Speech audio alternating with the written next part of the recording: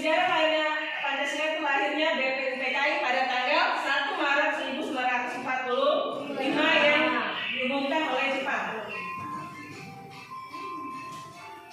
Dari sejarah lahirnya Pancasila nanti kita tahu apa itu tujuan terbentuknya BPUPKI, yaitu menyelidiki berbagai hal dalam segala bidang kehidupan yang diperlukan sebagai persiapan pembentukan negara merdeka, yaitu Indonesia. Nah ini ya susunan BPUPKI ya. Ketuanya adalah Dr. KRT Rajiman Widodiningrat, wakilnya Raden Panji Suroso, dan wakilnya adalah Ichi Banase Yoshio dengan jumlah anggota sebanyak berapa? 62 orang. Ya, ini pelaksanaan sidang BPUPKI ya, tadi sudah disinggung. Usulannya ini menurut Supomo ada persatuan, kekeluargaan, keseimbangan lahir dan batin, keadilan rakyat, kemudian musyawarah, yang kelima ya, dan yang terakhir usulan oleh Insinyur Soekarno pada tanggal 1 Juni 1945. Yang nanti videonya ya, ada nasionalisme dan kebangsaan Indonesia, kemudian kedua internasionalisme dan pri-kemanusiaan, ketiga mufakat atau demokrasi, keempat kesejahteraan sosial dan ketuhanan yang maha esa. Kemudian 5 usulan tersebut ya diajukan Soekarno disebut sebagai Pancasila. Ya, ringkasan Pancasila itu disebut Pancasila. Kemudian ada sosionasionalisme, ada sosiodemokrasi, dan yang ketiga ada ketuhanan menjiwai dasar sosionasionalisme dan sosiodemokrasi. Tulisannya ya dibacakan. Jadi di sini dengan mempelajari penetapan Pancasila sebagai dasar negara, kalian sebagai peserta didik ya, dengan mengamati video doratun tadi, kemudian tayangan PPT PowerPoint namanya ya, tentang penetapan Pancasila sebagai dasar negara, di sini kalian bisa menganalisis tentang penetapan Pancasila sebagai dasar negara. Yang pertama, kita akan belajar tentang pembentukan PPKI-nya ya. Kemudian yang kedua peristiwa Rengas Dengklok, dan yang ketiga tentang hasil sidang PPKI itu sendiri. Pada tanggal 1 Maret 1945 di sini apa BPUPKI dibentuk Jepang ya?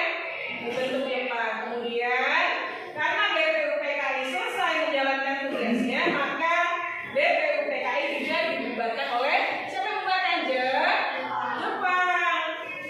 Dan dibentuklah yang namanya PPKI, Panitia Persiapan Kemerdekaan Indonesia, yang dikenal dengan istilah Jepangnya adalah Dokuritsu Junbi Kirta ya.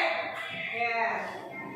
Pada tanggal 7 Agustus 1945. Kemudian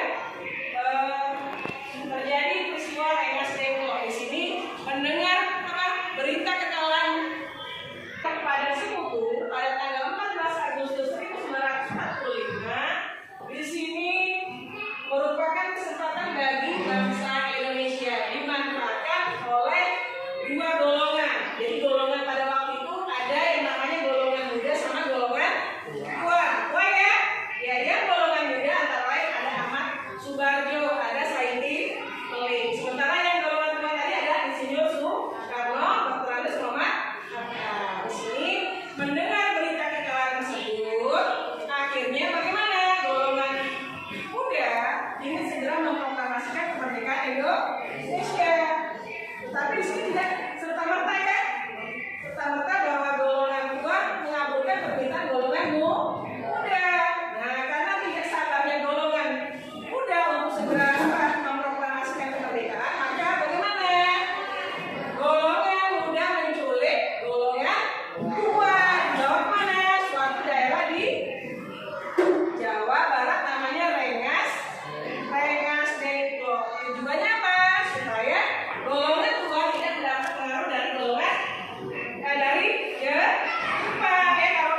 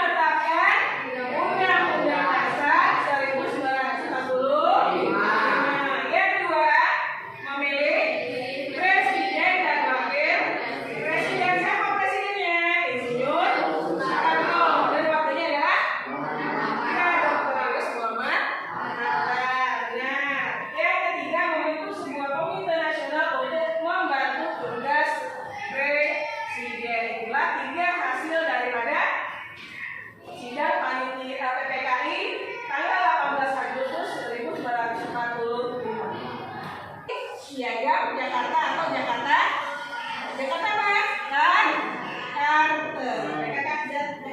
ya? Iya. Nah nantinya Piagam Jakarta itu ada hal ini yang keempat itu terdapat rumusan apa? Rumusan Pancasila ya. Rumusan Pancasila yang berbeda apa ya? Dengan rumusan Pancasila saat ini terletak pada sila berapa? Sila ke satu yang dibentuk kelompok. Jadi ada 5 kelompok ya untuk mengerjakan soal-soal yang berkaitan dengan penetapan Pancasila sebagai dasar negara yang tadi sudah dipaparkan dengan apa? Tampilan slide video animasi beratur dan slide apa? PowerPoint. Dan bagi kelompoknya ya disebutkan ya. Kelompok 1 Ahmad Mufadil, kemudian Alan, Andreato Arif Setiawan. Nanti ininya diketuai oleh si Arif. Mana tahu Indonesia? Sekali lagi, siapa kita? Anak tahu Indonesia. Mana tahu Indonesia? Ini kelompok 2 ya, nanti tulis nama anggota kelompoknya. Kelompok 3, kemudian kelompok A dan terakhir kelompok ya.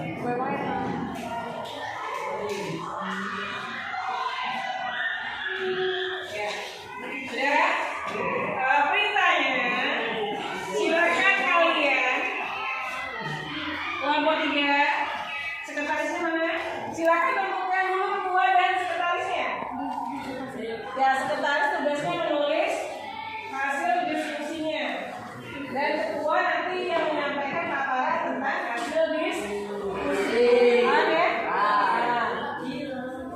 Perintahnya kamu tulis nama kelompoknya, nama kelompok 1, kemudian nama-nama kalian ya. Misalkan kelompok 1 ketuanya Sinta, kemudian anggotanya siapa? Tuliskan ketuanya, Pak.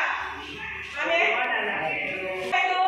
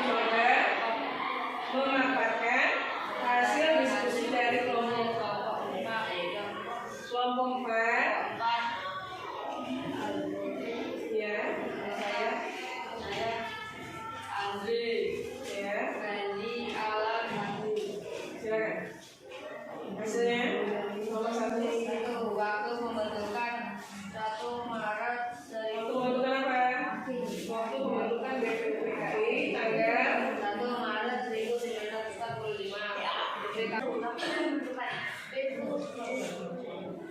waktu pembentukan